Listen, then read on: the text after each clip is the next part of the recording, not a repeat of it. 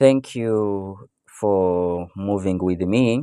It is again through the Bible with Mukhwana Isaac. In our previous episode, we saw Jesus coming to fulfill the law and the prophets, not to abolish it, not to do what the scribes, the teachers of the law thought. So today, we proceed with the same spirit. I want us to look at Jesus applying his spirit of fulfillment on to practical examples. Now, we ended on verse 20 of chapter 5 of Matthew. Today we pick up from verse 21 to chapter 6 verse 18. Now, not only is murder wrong, but also anger and the despising of one person, for they are internal matter.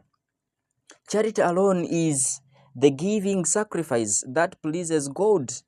So if you offer your gift to the altar and there remember, and you remember that your brother has something against you, leave your gift there before the altar and go. First be reconciled with your brother, and then come and offer your gift. Very, very important.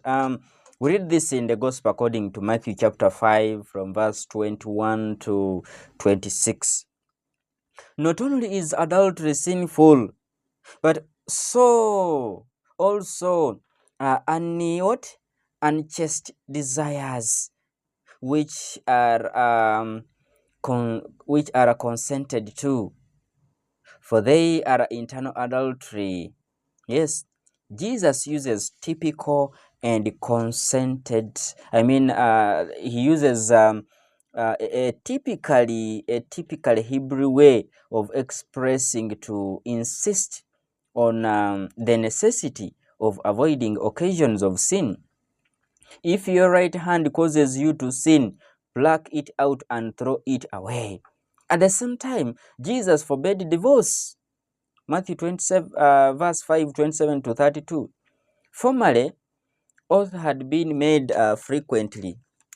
It had been a necessity for men often tried to divorce, only to divorce actually one another. To deceive one another. And the sacredness of an oath seemed to be, only sure way to prevent deception.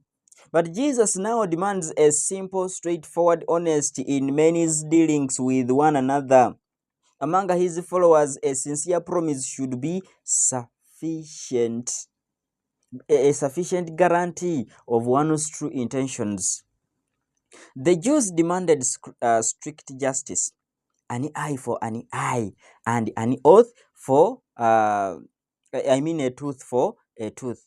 But Jesus says that this must be replaced by patience, meekness, and generosity. Do not resist one who is evil.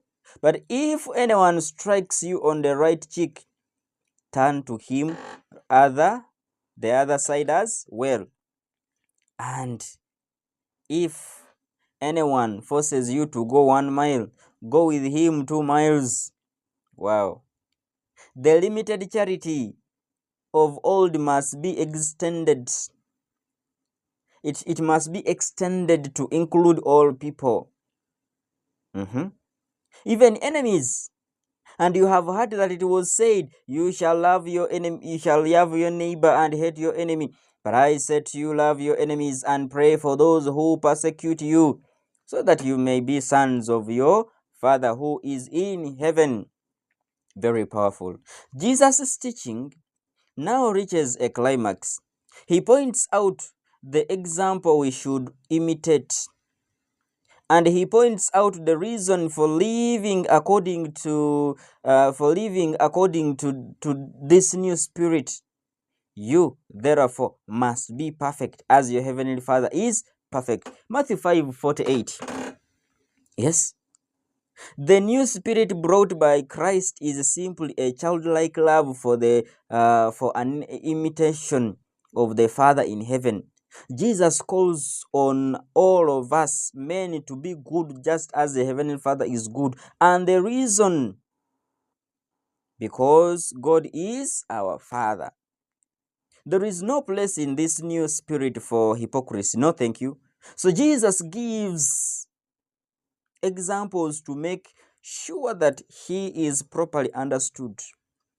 Matthew 6:1.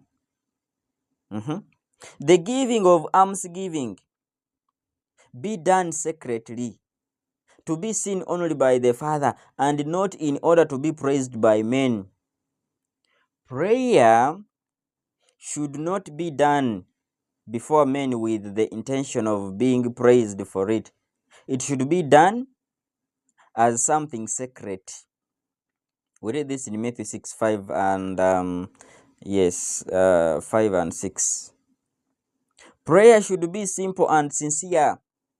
Matthew then adds here the Our Father as an example of all prayer. Luke puts it in a different occasion, something we already looked at.